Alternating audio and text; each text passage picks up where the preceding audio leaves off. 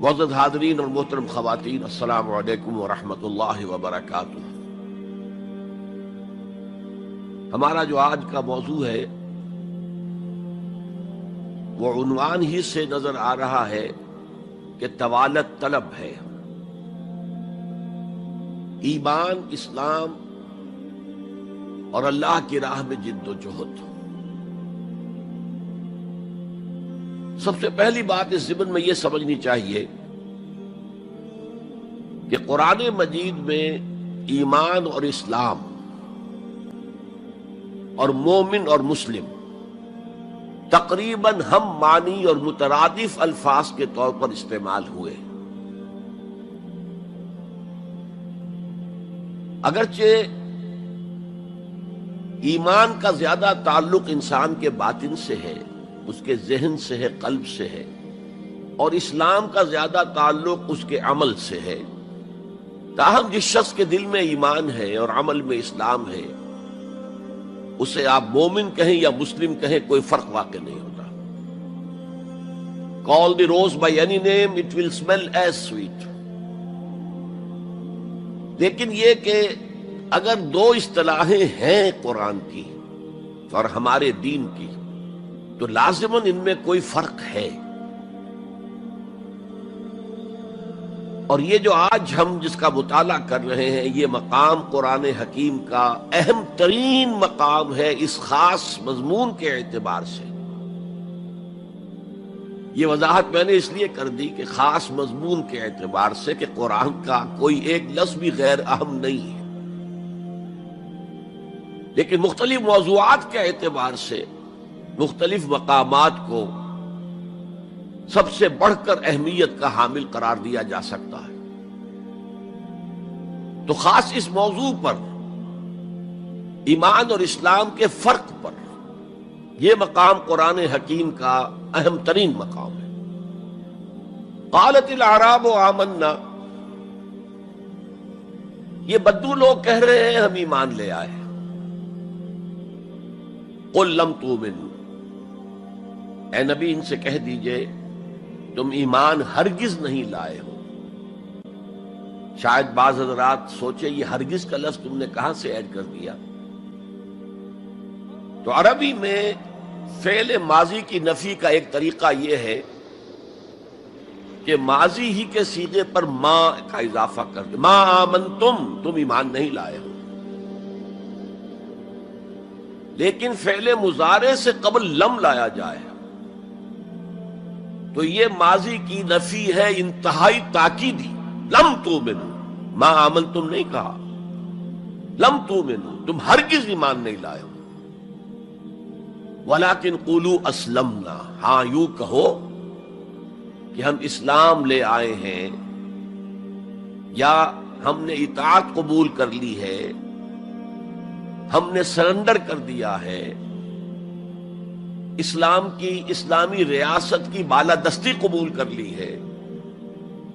ولیکن قولوا اسلمنا، اور اب دیکھیے نہایت تاکیدی نفی پہلے ہو چکی ہے، لم تؤمنوا، پھر مزید تاکید ولما يدخل الایمان فی قلوبکم، ابھی تک ایمان تمہارے دلوں میں ہرگز داخل نہیں ہوا۔ یہ پھر لما، لم کا اضافہ ہے۔ یہ مقام ہے جہاں ان دونوں چیزوں کو بالکل علیحدہ کر کے ایک دوسرے کے مقابل میں لے آئے۔ ثابت ہوا ایمان کچھ اور ہے، اسلام کچھ اور ہے۔ ذرا نوٹ کر لیجئے کہ قرآن مجید میں یا اسلام کی اصطلاحات میں تین جوڑے ایسے ہیں کہ جن میں عام اور خاص کی نسبت ہے۔ ایمان خاص ہے، اسلام عام ہے، یعنی ہر مومن تو لازماً مسلم ہے، ہر مسلم لازماً مومن نہیں ہے۔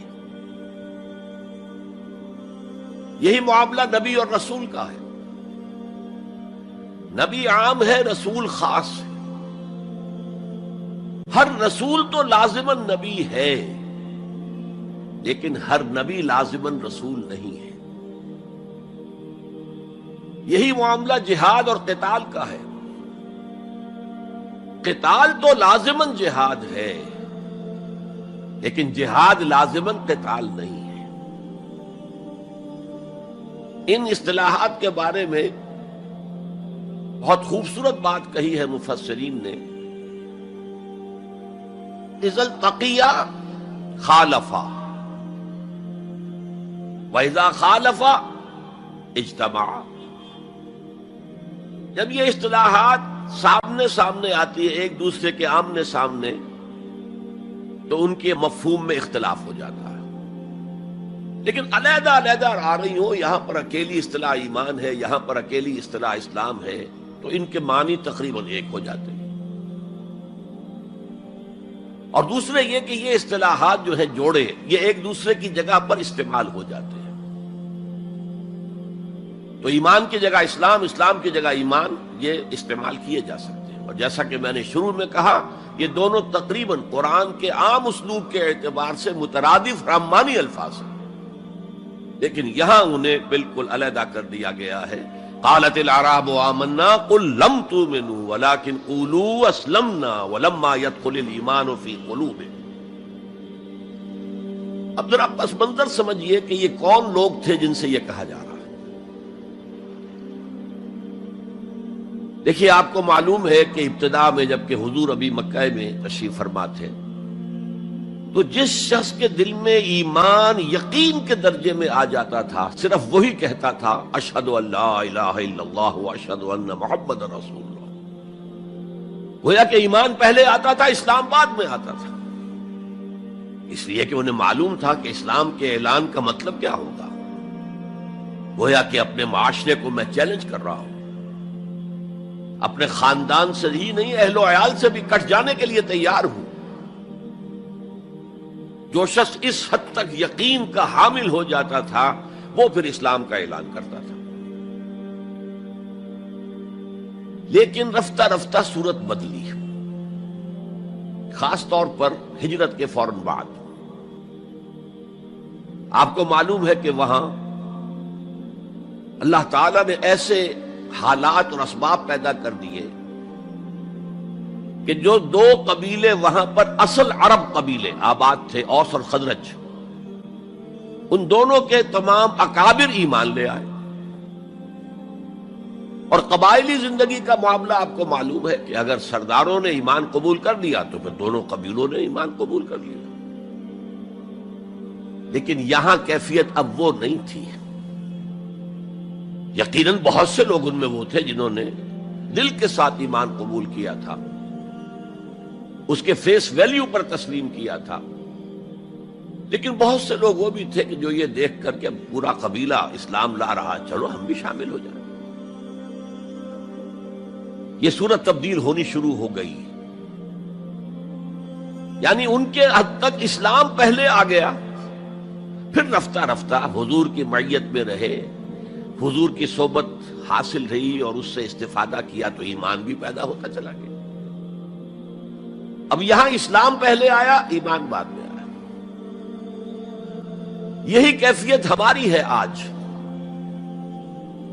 ہم مسلمان تو پیدائشی طور پر ہیں، مسلمان والدین کے گھر میں پیدا ہوئے، الا یہ کہ کوئی اور کسی دوسرے مذہب سے تعلق رکھنے والا ایمان قبول کرتا ہے، اسلام قبول کرتا ہے، تو اسے بھی اپنے خاندان سے کٹنا پڑتا ہے، اسے اسی طرح کے حالات سے، چاہے وہ مار پیٹ اور وہ پرسیکیوشن اور وہ تشدد اور وہ ٹارچر نہ ہو جو ہو رہا تھا مکہ مکرمہ میں، لیکن بہرحال کافی کچھ قیمت انسان کو ادا کرنی پڑتی ہے اپنے اسلام کے قبول کرنے کی۔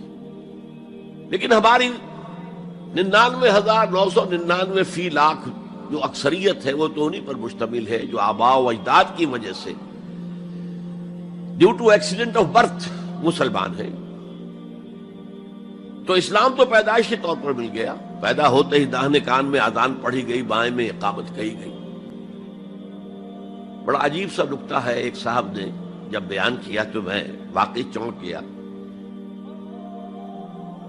انسان کی پیدائش کے وقت اذان دی گئی اور اقامت کہی گئی، نماز کوئی نہیں، اور اس کے انتقال کے وقت نماز پڑھی گئی بغیر کسی اذان کے، بغیر کسی اقامت کے۔ گویا کہ اس نماز کی اذان اور اقامت پیدائش کے وقت ہے جو نماز جنازہ کی شکل میں اس کی موت کے وقت پڑھی جا رہی ہے۔ اور یوں کہا جا سکتا ہے کہ ہماری یہ دنیاوی زندگی بس اتنے ہی وقفے کا نام ہے جتنی کہ اذان اور اقامت اور نماز کے درمیان ہوتی ہے۔ بہرحال یہ جو صورتحال کی تبدیلی ہوئی، جس کو میں نے کہا کہ ہمارے ہاں یہ دوسری تبدیلی 100% موجود ہے، یہ تبدیلی اپنے کلائمیکس کو پہنچ گئی جب حضور کو اللہ تعالیٰ نے اتنی کامیابی عطا کی کہ مکہ بھی فتح ہو گیا۔ تو اگرچہ عرب میں کوئی فارمل گورنمنٹ نہیں تھی، کوئی حکومت فارمل وہاں قائم نہیں تھی، لیکن قریش کا مقام پورے عرب میں ایسے ہی تھا جیسے کہ کسی ملک کا صدر مقام ہوتا ہے۔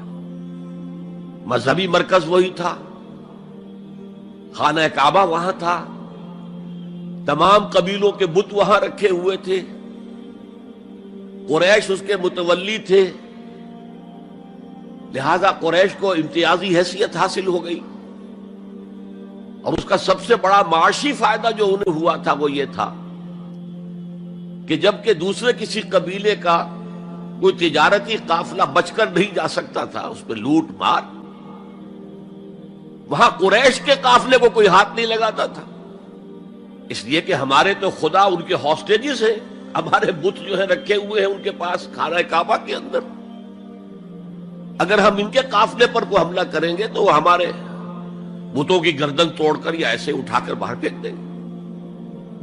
تو بہت بڑا سیاسی اور بہت بڑا معاشی فائدہ قریش کو تھا اس خانہ کعبہ کی وجہ سے، اور اس پر ایک پوری سورت ہے قرآن مجید کی، لإلاف قریش ایلافہم رحلۃ الشتاء والصیف فلیعبدوا رب ھذا البیت الذی اطعمہم من جوع وآمنہم من خوف۔ اس گھر کی وجہ سے ان کو معاشی فوائد حاصل ہے اور امن حاصل ہے۔ بہرحال جب مکہ فتح ہو گیا حضور کے دست مبارک پر صلی اللہ علیہ وسلم، تو اب پورے عرب کے اطراف و اکناف میں یہ بات طے ہو گئی کہ اب جدید اصطلاح میں ہم کہیں گے it's no use continuing resistance, اب ہم کیا مخالفت کریں اور کیا اب آپ کا راستہ روکنے کی کوشش کریں، بات ختم ہو گئی جب مکے پر اب حضور کا قبضہ ہے صلی اللہ علیہ وسلم۔ تو اب قبیلوں نے اپنے وفد بھیجنے شروع کیے، فلاں وفد آ رہا ہے ایمان کا اعلان کر رہا ہے، پورا قبیلہ ایمان لے آیا ہے، فلاں قبیلے کا وفد آ رہا ہے ایمان کا اظہار کر رہے ہیں، مسلمان ہو گئے ہیں، پورا عرب مسلمان ہو گئے۔ اب یہ لوگ جو ایمان لا رہے تھے، اور ایمان لانے کا مطلب کیا ہے؟ صرف یہ کہہ دینا اشہد ان لا الہ الا اللہ واشہد ان محمد رسول اللہ صلی اللہ علیہ وسلم، ان کی اندرونی کیفیات تین میں سے کوئی سی ایک ہو سکتی تھی۔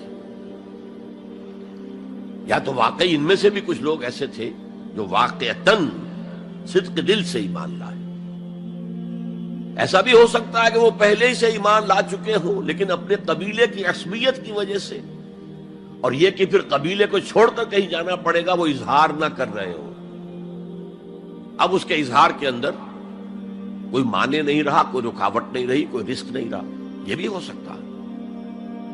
تو ایک ممکن کیفیت تو یہ تھی کہ وہ ایمان لائے ہو حقیقتاً صدق قلب سے، اور ایک ممکن صورت یہ تھی، اور یہ ہر انقلابی عمل میں ہوتا ہے، کہ مخالف انقلاب قوتیں جب یہ سمجھتی ہیں کہ اب ہمارا بس نہیں چلے گا، اب ہم انقلاب کا راستہ نہیں روک سکتے، تو بظاہر سرنڈر کر دیتے ہیں، لیکن دلوں میں ایک ارادہ ہوتا ہے دیکھیں گے کوئی موقع ملا، وہ حالات بدلے تو پھر ان سے نبٹ لیں گے۔ اگر کسی نے اس نیت سے اسلام کا اظہار کیا تو وہ گویا کہ منافق تھا، لیکن بہت سے لوگوں کی کیفیت ہو سکتی ہے نظری اعتبار سے کہ نہ مثبت طور پر ایمان ہے نہ منفی طور پر نفاق ہے، کوئی دھوکہ دینے کا ارادہ بھی نہیں ہے، کوئی صرف ٹائم گین کرنے کے لیے اسلام کا اظہار نہیں کیا ہے، تو گویا کہ یہ پازیٹو ویلیو ایمان کی +1 +2 +3 +4 ایمان کے درجے ہیں. ایک عام آدمی کا ایمان ہے، ایک ابو بکر صدیق کا ایمان ہے، زمین و آسمان کا فرق ہے. خود صحابہ میں یہ درجہ بندی تھی، اور ہم تو اپنے ایمان سے کیا نسبت اور کیا تناسب قائم کریں گے صحابہ کے ایمان کے ساتھ، بالخصوص ابو بکر صدیق جیسے صدیق اکبر کے ایمان کے ساتھ رضی اللہ تعالی عنہ. اسی طرح -1 -2 -3 -4 یہ منافقت کے درجے ہیں. کس درجے کا نفاق ہے، کس درجے میں ڈٹرمینیشن ہے کہ we have only to buy time, اب اس کے سوا چارہ نہیں ہے، اب ہم ریزسٹ نہیں کر سکتے. It's no use continuing resistance. سر جھکا لو and wait for some occasion, opportunity, کہ پھر کھڑے ہو اور اس انقلاب کو انڈو کر دیں، ختم کر دیں.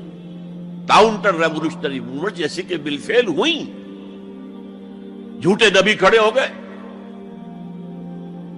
اور ایک مرحلہ تو ایسا آیا کہ معلوم ہوتا تھا کہ پورا عرب مرتد ہو گیا. جیسے وہ شکل تھی اذا جاء نصر اللہ والفتح ورأيت الناس يدخلون في دین اللہ افواجا، اس کے بالکل برعکس پوزیشن ہو گئی، یخرجون من دین اللہ افواجا. اسلام جو ہے وہ صرف چند شہر جو ہیں حجاز کے ان تک محدود رہ گیا. ابن تیمیہ رحمۃ اللہ علیہ نے ایک عنوان قائم کیا ہے، اثبات الاسلام بغیر الایمان. اسلام کا اثبات، تسلیم کر لینا اسلام کو بغیر ایمان کے. اس آیت کے حوالے سے قالت الاعراب آمنا قل لم تؤمنوا ولكن قولوا اسلمنا ولما يدخل الايمان في قلوبكم. اب اگلا ٹکڑا اس آیت کا یہ ثابت کر رہا ہے کہ وہ منافق نہیں تھے. وَإِن تُطِيعُوا اللَّهَ وَرَسُولَهُ لَا يَلِدْكُم مِّنْ أَعْمَالِكُمْ شَيْئًا. اگر تم اللہ اور اس کے رسول کی اطاعت کرتے رہو، اس لیے کہ اسلام کے معنی یہ تو ہے، یہ تو لازماً کرنا ہوگا. وہ دور جو ہے آج کی طرح تو نہیں تھا کہ نماز نہ پڑھو تب بھی مسلمان، پڑھو تب بھی مسلمان، کروڑ پتی ہونے کے باوجود حج نہ کرو تب بھی مسلمان. تو یہ بات تو نہیں تھی اس وقت. تو یہ کہ اطاعت تو کرنی پڑتی تھی، اس لیے کہ اطاعت تو ظاہر ہو جاتی ہے، کوئی کر رہا ہے کون نہیں کر رہا ہے. ایک چھوٹی سی بستی مدینے کی، ان میں کون نماز پڑھ رہا ہے کون نہیں پڑھ رہا صاف واضح ہوتا تھا. لہذا منافقین کو بھی آ کر نماز پڑھنی پڑتی تھی، بلکہ جو رئیس المنافقین تھا وہ ہمیشہ پہلی صف میں ہوتا تھا. اور جب حضور صلی اللہ علیہ وسلم خطبہ دینے کے لیے کھڑے ہوتے تھے تو پہلے وہ کھڑا ہوتا تھا اور کہتا لوگوں دیکھو ان کی بات توجہ سے سنو، یہ اللہ کے رسول ہے. وہ اپنی اہمیت جتانے کی خاطر، اس لیے کہ یہ جو اوس اور خزرج کے دو قبیلے تھے، ان میں اوس کا قبیلہ چھوٹا تھا، خزرج کا بڑا تھا، اور اس کا سردار یہ تھا سب سے بڑا. اور اس کے لیے طے ہو چکا تھا، مدینے والے اس ضرورت کو محسوس کر رہے تھے کہ یہاں 5 قبیلے آباد ہیں، اور 2 تو قدیم عرب کے ہیں جو یمن سے آ کر آباد ہوئے، اوس اور خزرج، اور 3 عرب سے باہر سے آئے ہوئے ہیں یہودی قبائل، بنو قینقاع، بنو نذیر یا نزیر اور بنو قریظہ. اب 5 قبیلوں کا ایک شہر ہے، ہر قبیلے کا نظام تو اپنی جگہ مستحکم ہے، اس کا ایک سردار ہے اور اس کی بات قبیلے والوں کو ماننی ہے. لیکن ان 5 کے درمیان معاملات جو ہیں، کوئی آربیٹریٹر ہونا چاہیے، کوئی ایک ایسا ہونا چاہیے شخص کہ جس کی بات وہ 5 سنے اور مانے. اس لیے انہیں بادشاہ کی ضرورت محسوس ہوئی کہ کسی کو ہم اپنا بادشاہ بنا لیں. اور قرۂ فال بنام من دیوانہ زدن عبداللہ ابن ابی، اس کے بارے میں طے ہو گیا یہ ہمارا بادشاہ ہوگا. اس کے لیے تاج تیار ہو گیا سونے کا. تاج پوشی باقی تھی کہ حضور تشریف لے آئے بے تاج بادشاہ کی حیثیت سے. اس کے سارے خواب بکھر گئے. لہذا منافق اول بھی وہ اور رئیس المنافقین بھی وہ. ایمان تو وہ بھی لے آیا، اگر لایا ذرا لیٹ غزوہ بدر کے بعد، لیکن یہ ہے کہ وہ ایمان لایا تھا اسی انداز کا کہ ابھی دیکھیں گے، ہوا دیکھو، ہوا کا رخ دیکھو، تیل دیکھو، تیل کی دھار دیکھو، کوئی حالت ایسی ہو جائے کہ پھر یہ معاملہ تلپٹ کر دیا جائے. تو یہاں کہا جا رہا ہے وَإِن تُطِيعُوا اللَّهَ وَرَسُولَهُ لَا يَلِدْكُم مِّنْ أَعْمَالِكُمْ شَيْئًا، جبکہ منافق کا کوئی عمل بھی قبول نہیں۔ لیکن یہاں فرمایا گیا کہ اگر تم اللہ اور اس کے رسول کی اطاعت کرتے رہو گے تو اللہ تعالیٰ تمہارے اعمال کے اجر و ثواب میں کوئی کمی نہیں کرے گا۔ دیکھیے اصولی اعتبار سے بات یہ ہے کہ ایمان کے بغیر کوئی عمل جو ہے قبول نہ ہو۔ یہاں ایمان کے بغیر نیکیوں کے اعمال کے قبولیت کا اعلان کیا جا رہا ہے، گویا کہ یہ ایک خاص رعایت ہے، اس لیے آیت ختم ہو رہی ہے ان اللہ غفور الرحیم، اللہ غفور ہے، اللہ رحیم ہے۔ یہ اس کے شان غفاری کا صدقہ ہے، یہ اس کی شان رحیمی کا صدقہ ہے کہ اس حال میں بھی تمہارے اعمال اگر تم اطاعت کرتے رہو گے اللہ اور اس کے رسول کی تو اللہ قبول فرما لے گا۔ البتہ یہاں یہ نوٹ آف کوشن سامنے رہنا چاہیے کہ اطاعت جزوی نہیں، اطاعت کلی، پوری کی پوری اطاعت۔ دو حکم بھی دیا گیا ہے، ماننا پڑے گا۔ جزوی اطاعت اطاعت نہیں ہے۔ Partial obedience is no obedience. اس لیے کہ اگر آپ نے ایک حکم قبول کر لیا ایک نہیں کیا تو جو نہیں کیا کیوں نہیں کیا کہ وہ آپ کے نفس کو پسند نہیں، جو قبول کیا وہ کیوں کیا کہ نفس نے الاؤ کر دیا آپ کو کہ ٹھیک ہے کر لو کوئی حرج نہیں۔ دونوں حالتوں میں ویٹو تو نفس کے ہاتھ میں ہے، لہذا partial obedience is no obedience at all. چنانچہ اس پر جو وعید آئی ہے سورہ بقرہ کی آیت نمبر 85 میں، افتؤمنون ببعض الکتاب وتکفرون ببعض، تو کیا تم ہماری کتاب اور شریعت کے ایک حصے کو مانتے اور ایک کو نہیں مانتے؟ فما جزاء من يفعل ذلك منکم، تو جو کوئی بھی تم میں سے یہ روش اختیار کرے گا اس کی کوئی سزا نہیں ہے الا خزي فی الحیات الدنیا، سوائے اس کے کہ دنیا کی زندگی میں ذلیل اور خوار کر دیے جائیں۔ وَيَوْمَ الْقِيَامَةِ يُرَدُّونَ إِلَىٰ أَشَدِّ الْعَذَابِ، اور قیامت کے دن شدید ترین عذاب میں جھونک دیے جائیں۔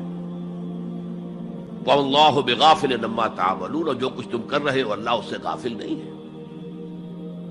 تم اپنی ظاہری ٹیپ ٹاپ سے، اپنے داڑھیوں کے طول سے اللہ کو دھوکہ نہیں دے سکتے، اپنے عمروں اور حجوں کی تعداد سے اللہ کو دھوکہ نہیں دے سکتے۔ He sees you through and through، تمہارے باطن کو دیکھتا ہے، تمہارے دل کو دیکھتا ہے، اسے معلوم ہے کہ تم نے حج تو کیا، حرام کی کمائی سے کیا ہے۔ بہرحال یہ بڑی شدید وعید والی آیت ہے قرآن مجید میں کہ جس کا نقشہ ہماری نگاہوں کے سامنے آج دنیا میں مسلمانوں کی کیا وقت ہے، کیا حیثیت ہے۔ 1.25 ارب سے لے کر 1.5 ارب تک کی تعداد ہے جو آنکی جاتی ہے مسلمانوں کی دنیا میں۔ گویا کہ ہر چوتھا یا ہر 5واں انسان مسلمان ہے۔ کتنا بڑا رقبہ ان کے قدموں تلے ہے۔ ہر طرح کے وسائل اللہ نے مہیا کیے ہیں، معدنیات، نباتات، پھر جو آج کی سب سے بڑی دولت تیل، اس کے سب سے بڑے ذخیرے مسلمانوں کے قدموں تلے ہیں۔ اس سب کے باوجود عزت نام کی کوئی شے نہیں۔ بین الاقوامی معاملات میں کوئی ہم سے رائے لیتا ہی نہیں۔ کسٹمی پرسد کے بھیا کیستی تم ہو کون، تمہاری رائے کیا؟ G7 بیٹھیں گے، G9 بیٹھیں گے، G13 ہوں گے، G15 ہوں گے، وہ بیٹھ کر طے کریں گے۔ کوئی مسلمان ملک نہ G7 میں نہ G15 میں، جسے ہم محاورے میں کہتے ہیں نہ 3 میں نہ 13 میں۔ یہ ہے ہماری عزت آج دنیا میں۔ اکثر مسلمان ملکوں کی حکومتیں امریکہ کی جیب میں ہیں۔ یہ ہے ہماری حیثیت۔ تو ذلت جو ہے وہ تو آج ہم پر ہے مسلط۔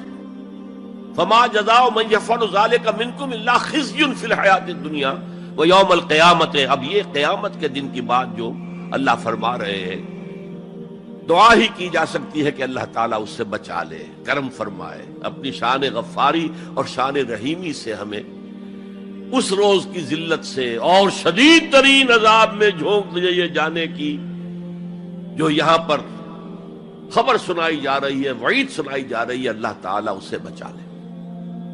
تو اس آیت کو اب آپ سامنے رکھیے۔ البتہ ایک بات میں اور آپ سے عرض کر دوں کہ جو کیفیت اس آیت میں سامنے آئی ہے یہ مستقل نہیں رہ سکتی۔ اگر کوئی شخص واقعتاً چاہے آغاز میں اس کا دل پازیٹیولی ایمان سے خالی تھا،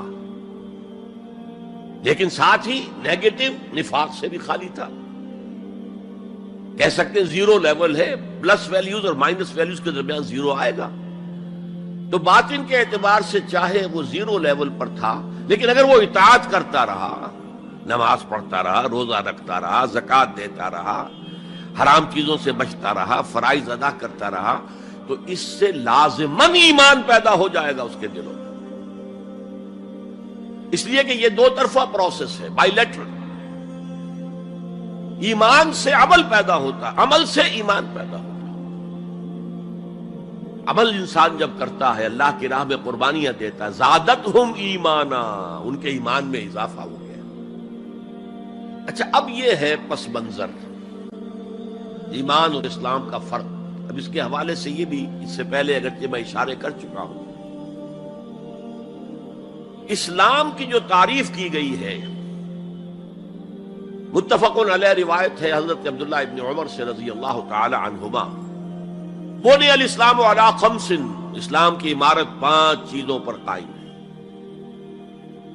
شہادت اللہ الہ الا اللہ وان محمد رسول اللہ، وإقام الصلاۃ وإیتاء الزکوٰۃ وصوم رمضان وحج البیت من استطاع الیہ سبیلا۔ کلمہ شہادت ہے کہ میں گواہی دیتا ہوں اللہ کے سوا کوئی معبود نہیں، اور میں گواہی دیتا ہوں کہ محمد صلی اللہ علیہ وسلم اللہ کے رسول ہیں۔ پھر 4 عبادات ہیں، نماز ہے، روزہ ہے، زکوٰۃ ہے، حج ہے۔ تو اسلام جو ہے دنیا میں قائم ہے ان 5 بنیادوں پر۔ اب ان میں خاص طور پر دیکھیے لفظ ایمان کہیں نہیں آیا۔ گویا کہ اسلام کی بنیاد اقرار باللسان پر ہے، اور دنیا میں کسی شخص کے مسلمان سمجھے جانے کا دار و مدار صرف اسی پر ہوگا۔ اگرچہ بعض فقہا نے کہا ہے کہ تصدیق بالقلب بھی ہونی چاہیے ساتھ، ٹھیک ہے، لیکن ہم ویریفائی تو نہیں کر سکتے نا، دنیا میں تو معاملہ قانون کا ہے، اور قانون تو ویریفائیبل فیکٹس کے اوپر فیصلہ کرے گا۔ ہم نہ کسی کے ایمان کو ویریفائی کر کے سند دے سکتے کہ ایمان ہے، نہ کسی کے ایمان کی نفی کر سکتے۔ تو دنیا میں معاملہ سارا اسلام پر ہے۔ ایک مسلمان اسلامی ریاست کا مکمل شہری ہے، ایک مسلمان معاشرے کا مکمل ایک رکن ہے۔ اسلام ہی پر سارا نظام ہے اس دنیا میں، لیکن آخرت میں سارا دار و مدار ایمان پر ہے، اس لیے کہ اللہ تو معذور نہیں ہے کہ دلوں کے حال کو نہ جانتا ہو۔ ان اللہ لا ينظر الى صورکم ولا الى اموالکم ولکن ينظر الى قلوبکم واعمالکم۔ اللہ تعالیٰ نہ تمہاری صورتوں کو دیکھتا ہے، نہ تمہارے مالوں کو دیکھتا ہے، بلکہ وہ تو دیکھتا ہے تمہارے دلوں کو اور تمہارے اعمال کو۔ امام بخاری رحمت اللہ علیہ کا موقف کہ ایمان میں عمل بھی شامل ہے انٹیگرل پارٹ کی حیثیت سے، یہ حقیقی ایمان کے اعتبار سے 100% درست ہے۔ دل میں یقین ہوگا تو کیسے عمل اس کے خلاف ہو جائے گا، لیکن لیگل اور کانسٹیٹیوشنل لیول پر، جسے ہم اسلام کہیں گے، عمل علیحدہ ہے، ایمان علیحدہ ہے، اور ایمان حقیقی گھٹتا بھی ہے، بڑھتا بھی ہے۔ زادتہم ایمانا وما زادہم الا ایمانا وتسلیما، سورہ احزاب میں فرمایا کہ وہ جو 12,000 کا لشکر آ گیا تھا اور ایک شدید صورت پیدا ہو گئی تھی، اور محسوس ہوتا تھا perhaps this is the end، جیسے کہ ایک چراغ جل رہا ہے میدان میں رکھا ہوا اور جھکڑ چل رہا ہے بجھانے کے لیے، تو منافقین کا نفاق ان کی زبانوں پر آ گیا۔ ما وعدنا اللہ ورسولہ الا غرورا، ہم سے اللہ اور اس کے رسول نے جو وعدے کیے تھے وہ سب جھوٹے ثابت ہوئے، ہم سے کہا گیا تھا کیسر و کسریٰ کے خزانے تمہارے قدموں میں ہوں گے، اور آج کیا ہے، ہم رفع حاجت کے لیے باہر نہیں جا سکتے۔ تو منافقین کے اندر کا روگ جو تھا وہ ان کی زبانوں پر آ گیا۔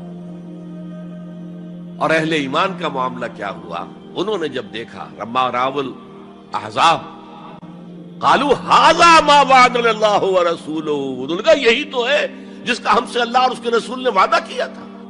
یہ آیت تو سورہ بقرہ میں نازل ہو چکی تھی، وَلَنَبْلُوَنَّكُمْ بِشَيْءٍ مِّنَ الْخَوْفِ وَالْجُوعِ وَنَقْصٍ مِّنَ الْأَمْوَالِ وَالْأَنفُسِ وَالثَّمَرَاتِ وَبَشِّرِ الصَّابِرِينَ، ہم لازماً آزمائیں گے تمہیں، لازماً آزمائیں گے، خوف سے، بھوک سے، فقر و فاقے سے، جان اور مال اور ثمرات کے ضیاع سے اور زیاں سے۔ فصل تیار کھڑی ہے اور عین وقت آ گیا ہے جنگ کا، اور وقت پر فصل کھجور کی اتاری نہ گئی تو تباہ ہو جائے گی، لیکن نہیں، نکلنا ہے۔ یہی معاملہ تھا جو کہ تبوک کے موقع پر ہوا ہے۔ قحط کی کیفیت تھی اور اب فصل تیار تھی، اب ساری امیدیں اس فصل پر تھی، کھجور کی، لیکن ظاہر ہے کہ کھجور کی فصل اتارنا کوئی عام خواتین کا کام تو نہیں ہے، لیکن مردوں سے کہا جا رہا نکلو اللہ کی راہ میں، سب کے سب۔ پہلی مرتبہ لفیر عام تھی، ہر صاحب ایمان نکلے، تو ایک بہت بڑی آزمائش۔ تو جو راسخ الایمان تھے، صادق الایمان تھے، ان کا رد عمل سچویشن ایک ہی ہے۔ منافقین کہہ رہے ہیں ما وعدنا اللہ ورسولہ الا غرورا، ہمیں تو اللہ اور اس کے رسول نے سبز باغ دکھا کر بروا دیا،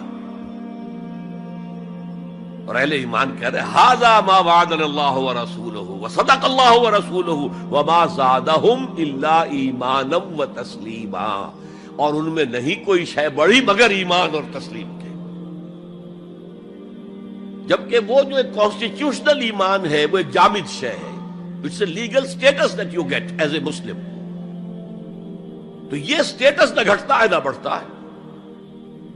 یہ نہیں ہو سکتا کہ ایک باپ کے اگر دو بیٹے ہیں اور ایک متقی ہے، زاہد ہے، عابد ہے، تہجد گزار ہے، دوسرا فاسق و فاجر ہے، تو وراثت میں اس تہجد گزار کو زیادہ حصہ ملے اور دوسرے کو جو ہے وہ کم ملے، نہیں، ایکول۔ المسلم کفو لکل مسلم، تمام مسلمان آپس میں جہاں تک ان کے لیگل اور پولیٹیکل حقوق کا تعلق ہے برابر۔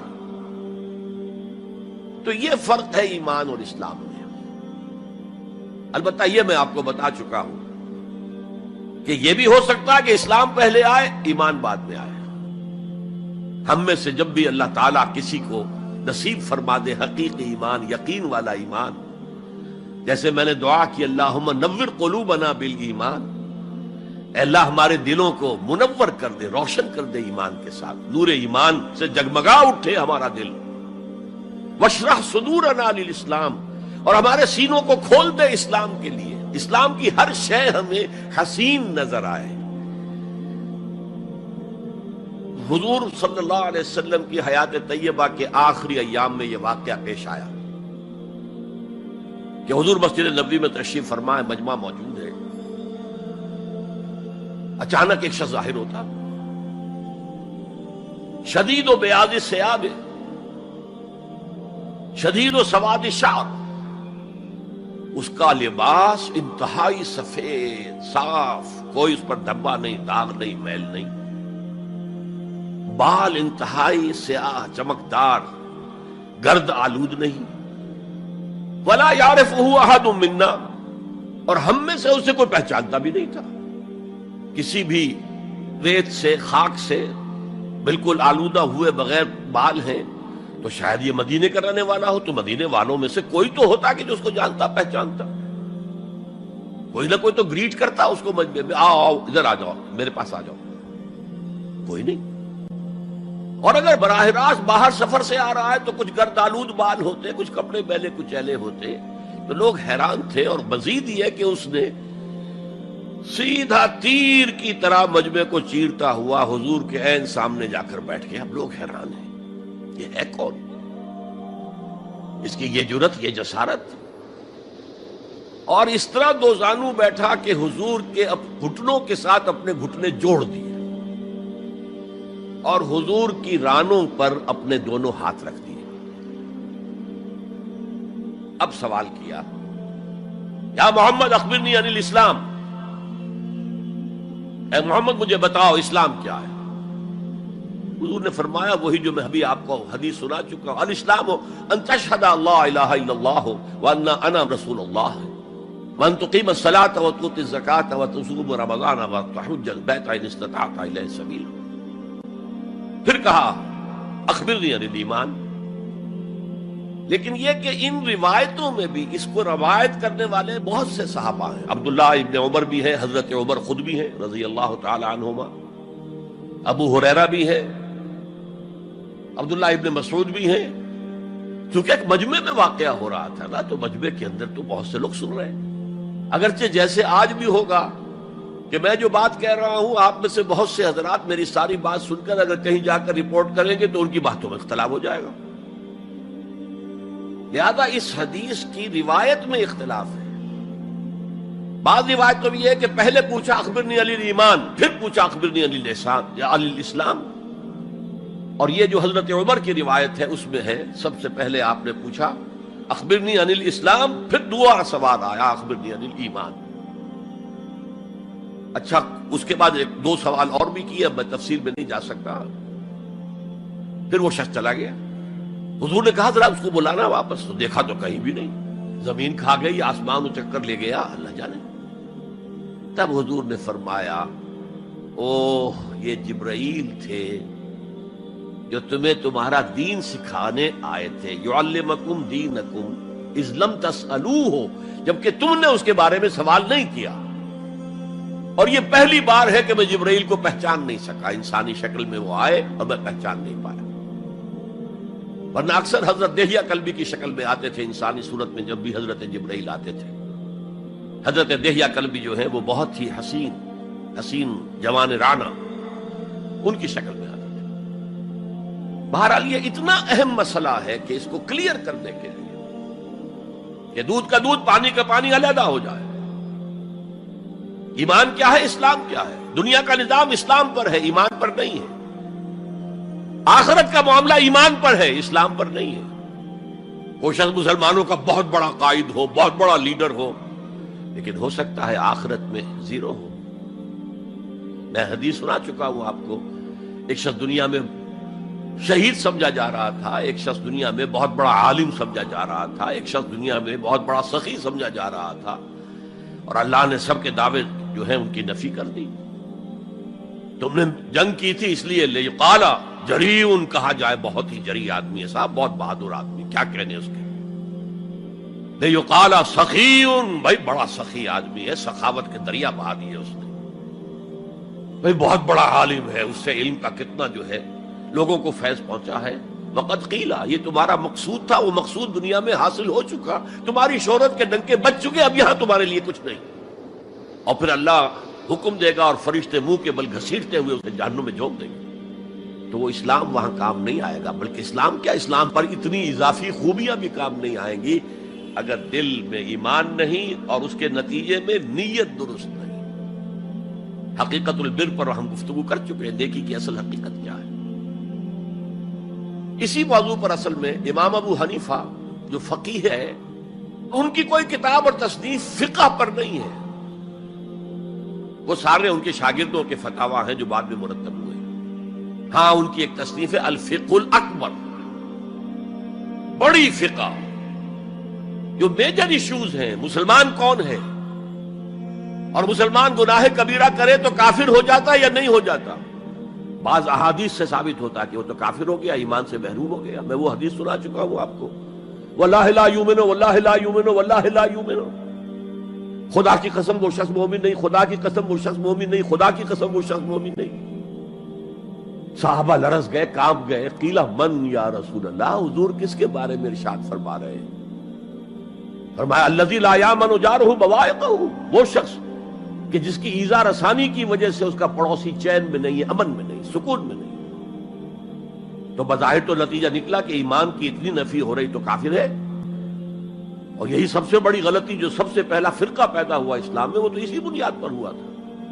خوارج کا موقف یہی تھا، گناہ کبیرہ کا مرتکب کافر ہے، اور کافر ہے تو گویا کہ مرتد ہے، اور مرتد ہے تو واجب القتل ہے، اس کا مال بھی تم پر مباح ہے کہ لے لو اور قبضہ کر لو، اس کی بیویاں بیٹیاں بھی تم پر مباح ہے کہ انہیں اپنی کنیزیں بنا لو۔ حالانکہ بڑے متقی لوگ تھے خوارج. حضرت علی کو بہرحال ان سے جنگ کرنی پڑی. 4000 خوارج جو ہیں جنگ نہروان کے اندر قتل ہوئے، اور پھر خوارج کی تکفیر پر امت کا اجماع ہوا کہ وہ دائرہ اسلام سے خود خارج ہو گئے. ان موضوعات پر امام ابو حنیفہ کی تسلیم اپنی ہے، گناہ کبیرہ سے بھی وہ شخص کافر نہیں ہوتا. بہرحال ہمارا جو اصل موضوع ہے اس کی طرف میں آ رہا ہوں.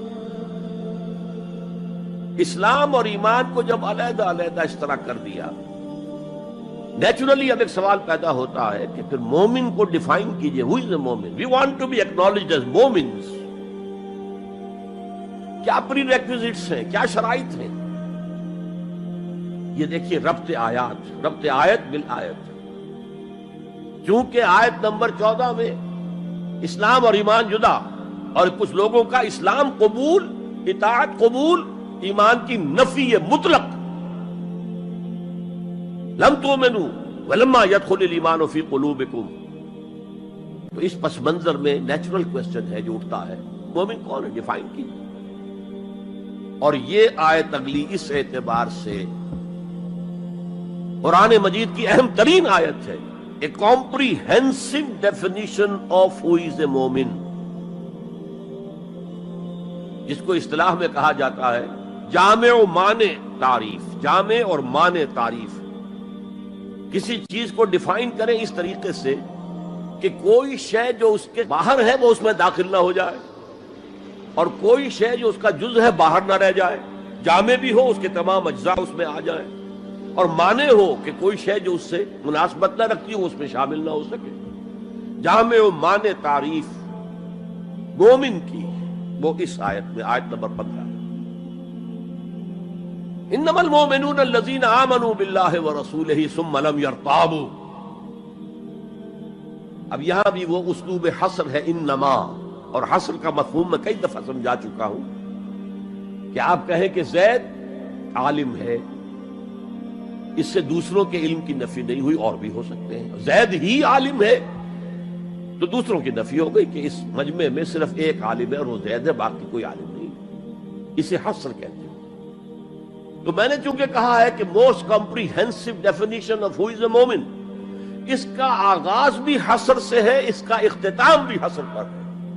انما کلمہ حصر ہے، اور آخر میں اولئک هم الصادقون، وہ بھی اسلوب حصر ہے. انما المؤمنون الذين آمنوا بالله ورسوله ثم لم يرتابوا. مومن تو صرف وہ ہے جو ایمان لائے اللہ پر اور اس کے رسول پر، پھر شک میں ہرگز نہیں پڑے. یہ پھر لم آ گیا، یہاں مرتابو نہیں آیا، لم یرتابو، ہرگز شک میں نہیں پڑے. یہ واحد مقام قرآن کا جہاں پر کہ یہ لفظ اضافی طور پر آیا ہے ایمان کے بعد. ثم لم یرتابو، یرتابو بنا ریب سے، شک. الف لام میم ذالک الکتاب لا ریب فیہ. ارتابا یرتابو، شک میں پڑ جانا. ثم لم یرتابو، پھر شک میں ہرگز نہیں پڑے. ان کا دل ایمان پر یقین کے ساتھ معمور ہو گیا. چنانچہ پازیٹو انداز میں یہی شان بیان ہوئی ہے صحابہ کی اکثریت کی اسی سورہ حجرات میں. فرمایا گیا صحابہ کرام سے وَلَٰكِنَّ اللَّهَ حَبَّبَ إِلَيْكُمُ الْإِيمَانَ وَزَيَّنَهُ فِي قُلُوبِكُمْ. اللہ نے تو تمہارے نزدیک ایمان کو محبوب بنا دیا ہے اور تمہارے دلوں میں کھبا دیا ہے.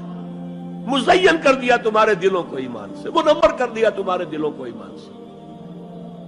تو یہاں فرمایا انما المؤمنون الذین آمنوا باللہ ورسولہ ثم لم یرتابوا، اضافی شرط.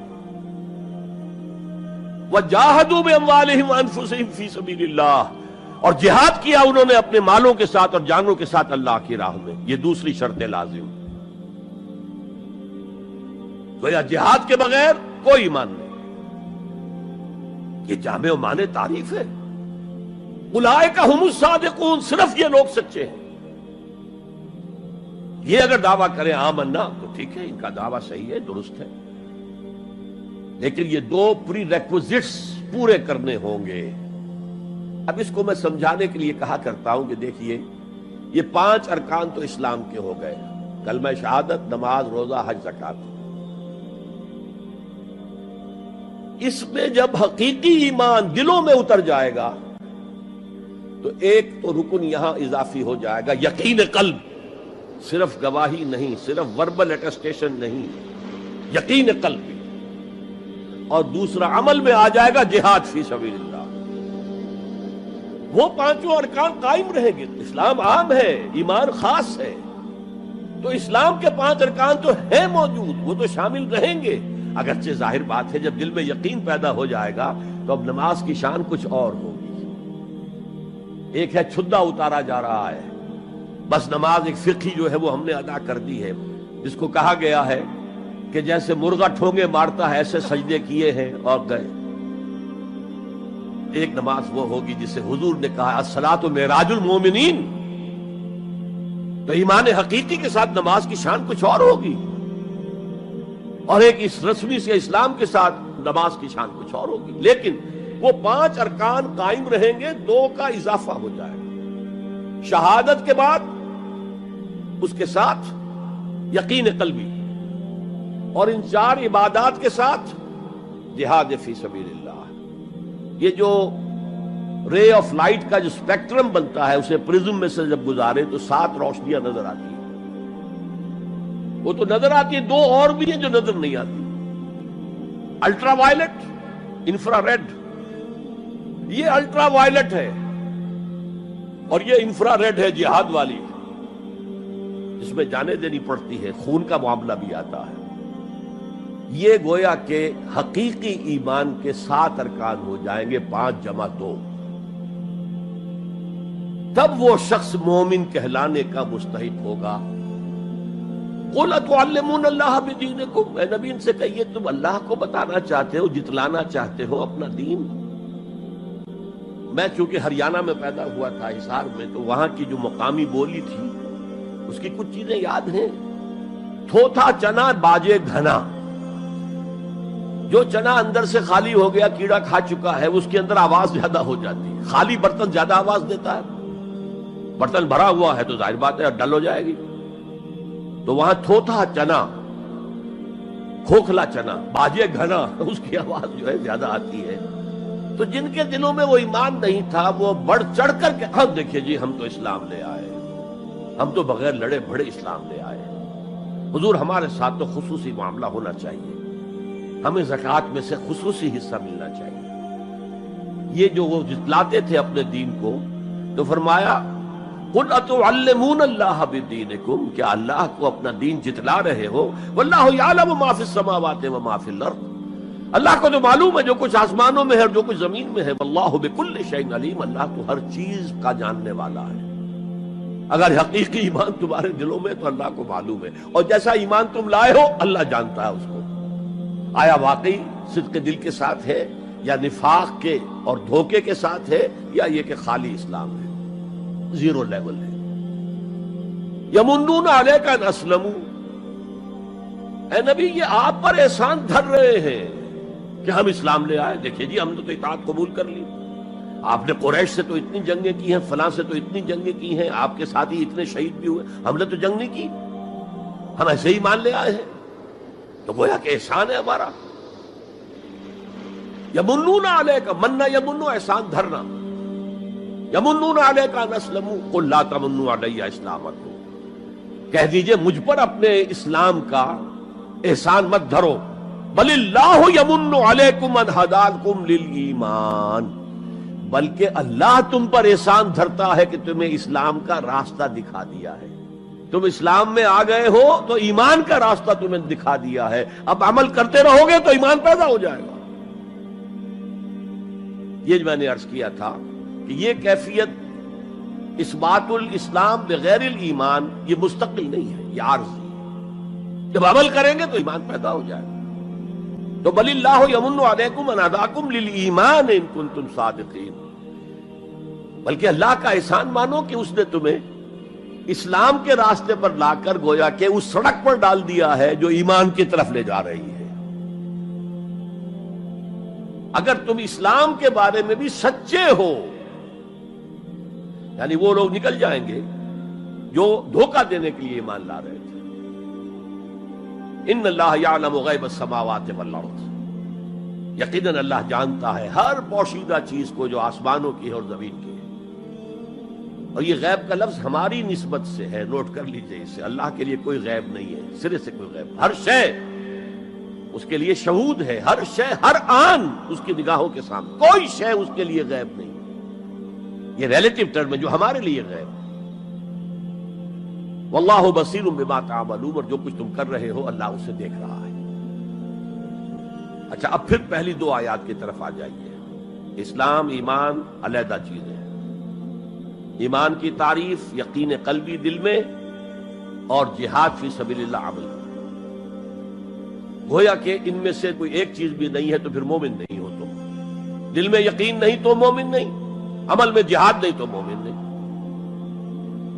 اب اسی کو دوسرے مقام سے جو میں نے آیات پڑھی تھی، سورہ صف کی آیت نمبر 10-11، یا ایھا الذین آمنوا هل ادلکم علی تجارۃ تنجیکم من عذاب علیم، اہل ایمان کیا میں تمہاری رہنمائی کروں اس تجارت کی جانب جو تمہیں جہنم کے عذاب سے بچا دے، نجات دے دے۔ سوالیہ انداز، یہ قرآن کا بھی انداز ہے، حضور کا بھی انداز تھا۔ پہلے سوال کیا جائے تاکہ اذہان سوچنے کی طرف آمادہ ہو جائے، تیار ہو جائیں کہ اب آگے کیا بات آ رہی ہے۔ حضور بھی سوال کیا کرتے تھے، اتدرون من المفلس، تم جانتے ہو مفلس کسے کہتے ہیں؟ اکثر و بیشتر صحابہ کا جواب ہوتا تھا اللہ ورسولہ عالم، اللہ اور اس کا رسول بہتر جانتے ہیں۔ پھر حضور دوبارہ پوچھتے تھے تو اپنی اپنی سمجھ کے مطابق جواب دیتے تھے۔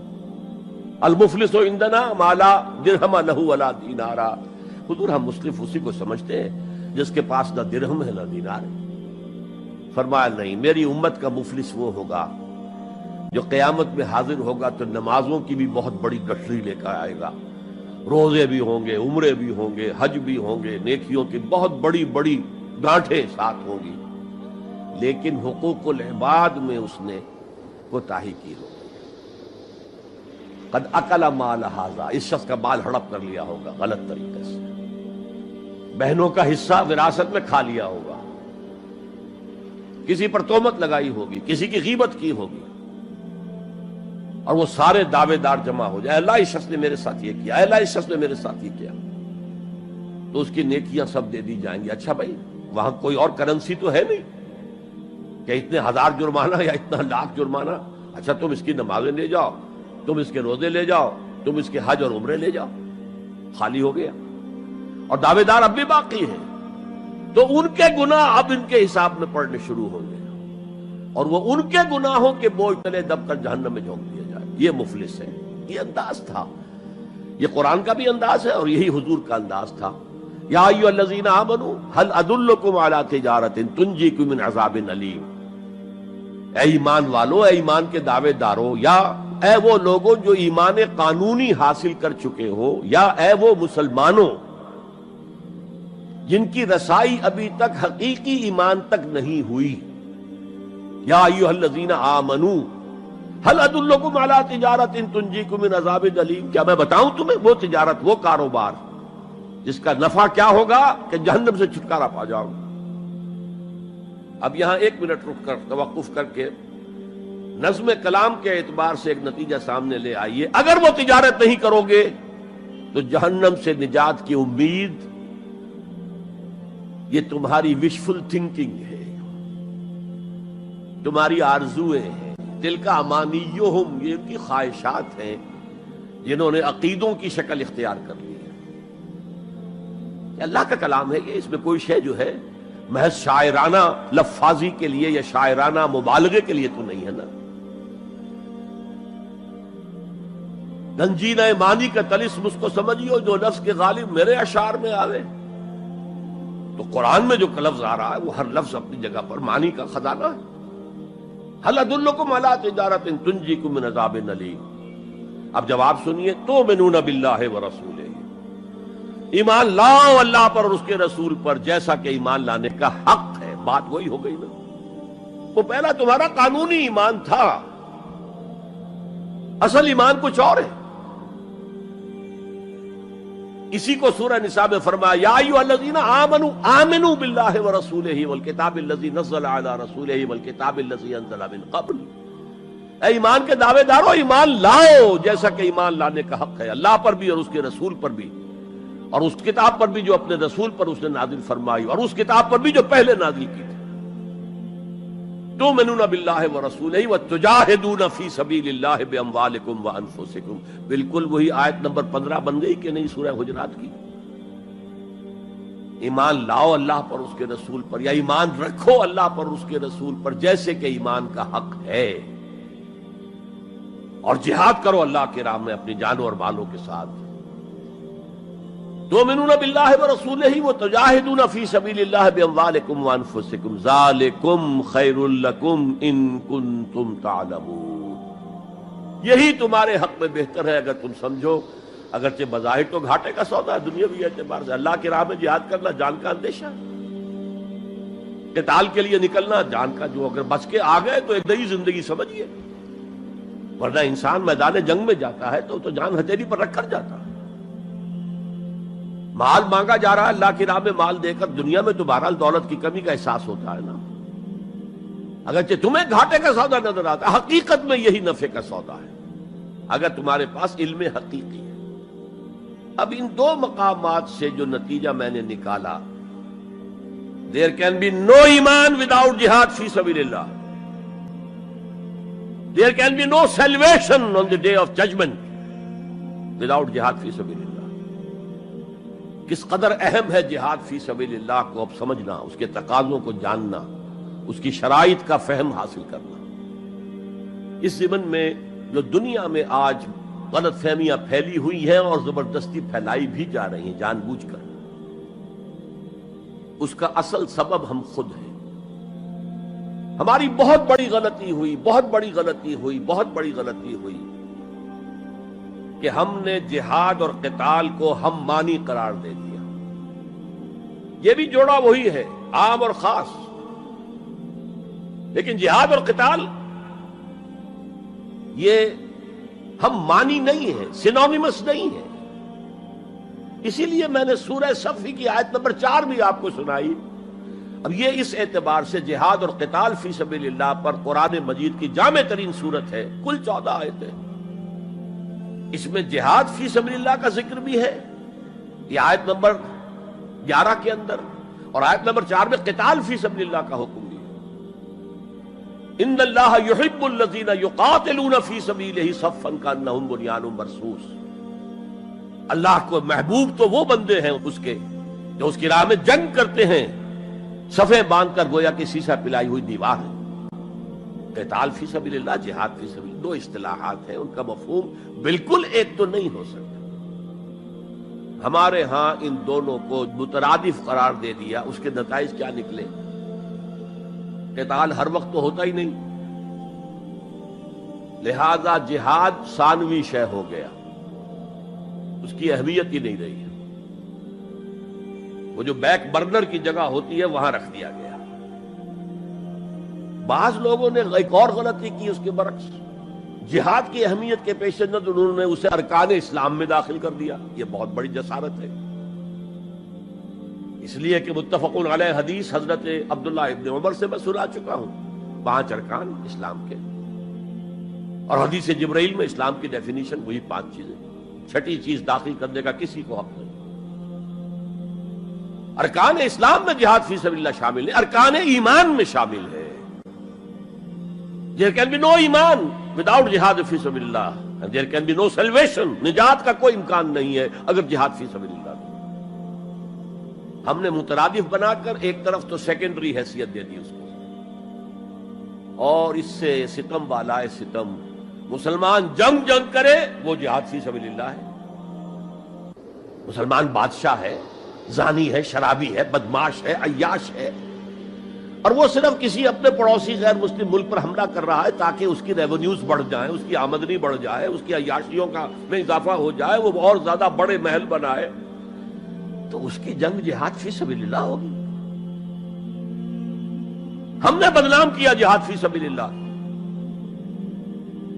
اب غیر مسلم تو یہ سب کچھ دیکھتے ہیں، جہاد کسے کہتے ہیں؟ اسی کے اعتبار سے پھر مفہوم ان کے سامنے آتا. یہ مغالطہ ہم نے ڈالا، اس کے نتائج آج ہم بھگت رہے ہیں. اب سمجھیے مثبت طور پر جہاد فی سبیل اللہ ہے کیا، اس کے مراحل کیا ہیں. ایک 9 سٹوریڈ بلڈنگ کا آپ تصور کریں گے جس کی اس نویں منزل پر جا کر قتال آئے گا، اس سے پہلے نہیں. لیکن اس سے بھی پہلے لفظی معنی کیا ہے جہاد کے؟ جہاد کا لفظ بنا جوہد سے. جوہد کے معنی کوشش، جد و جہد اردو میں عام بولتے ہیں، اور آج کے عنوان میں بھی جد و جہد ہی کا لفظ استعمال ہوا ہے. لیکن جیسا کہ میں نے کہا تھا مختلف ابواب میں آنے سے معنی بدلتے ہیں. جہاد یا مجاہدہ، جوہد یک طرفہ ہے، کوشش، کسی کام کے لیے آپ کوشش کر رہے ہیں to exert yourself for something, for some objective. لیکن جہاد یا مجاہدہ بنے گا جبکہ دو افراد ایک دوسرے کے مقابلے میں آ کر کوشش کر رہے ہیں، رساکشی ہو رہی ہے. لہذا کوشش اور کشاکش، اس میں جو فرق ہے، رساکشی ایک ٹیم ادھر ہے ایک ادھر ہے، وہ رسے کو ادھر کھینچ رہی ہے وہ ادھر کھینچ رہی ہے، یہ دو طرفہ عمل ہے جہاد یا مجاہدہ.